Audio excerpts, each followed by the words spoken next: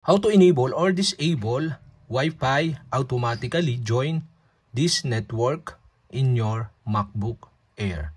And okay guys, sir, in your MacBook Air, okay, you'll have to do is go to System Settings or Settings.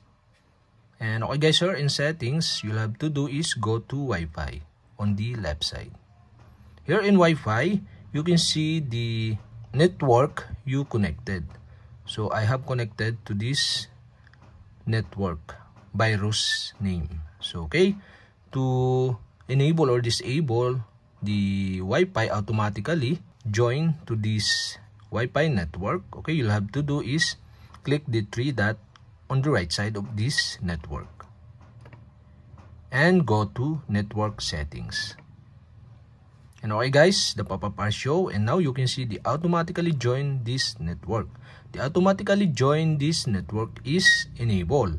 Okay, to disable this, you'll have to do is switch off the switch button on the right side of this automatically join this network.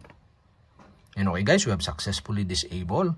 And if you want to enable again the automatically join this network, okay, you'll have to do is switch on the switch button on the right side. And that's it. Okay, we have successfully enabled or disabled Wi-Fi automatically join on this network in MacBook Air.